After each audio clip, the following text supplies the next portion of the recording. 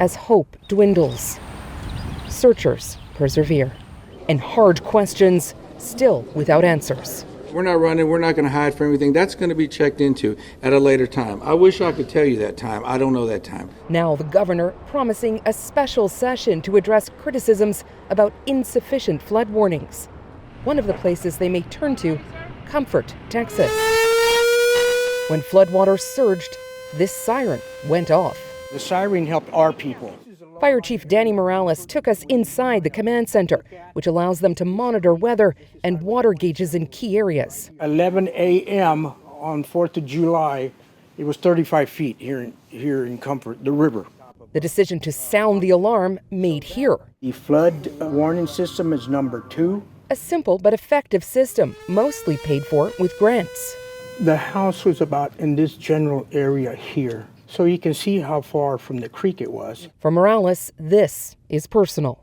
I lost my granddad in the 78 flood here in Comfort, and ever since then, I've made it a point that, I'm going to try to better our warning systems for our community. This time around, Comfort escaped the worst. But its department is heavily involved in the search operation for the more than 170 still missing. It's just getting through these brush piles. I mean, I've been in some piles that are the size of school buses. You just have to methodically get through them. It's been hot, humid. Jimmy Castro has been transporting rescue crews up and down the river in this high water rescue vehicle. What keeps you going in all this? It's the community, the kids, and everyone that lost their lives. We weren't impacted that bad, so it's like, we got to do it for them. Katie Rode scans the debris piles. The department recovered a body not far from here.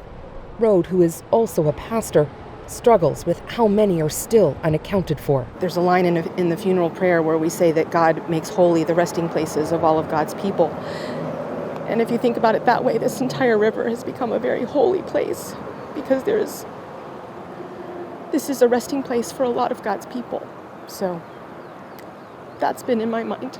Off again to transport another crew down the river. The heartrending search continues. And Christine, a lot of the water is still running very fast and high, but they are starting to recede, including at this creek behind us. What that means is that searchers are soon going to be able to access debris piles that they couldn't safely access before, areas that have been identified by helicopters and cadaver dogs. Katie, you mentioned the Texas governor. I understand we have specifics tonight about what he plans to discuss with his team. Yeah, it's going to go beyond just emergency warning systems. They're going to look at emergency communications. There were a lot of criticisms about that, as well as relief funding and legislation around natural disaster preparedness. Katie, thanks for this. Katie Nicholson in Comfort, Texas tonight.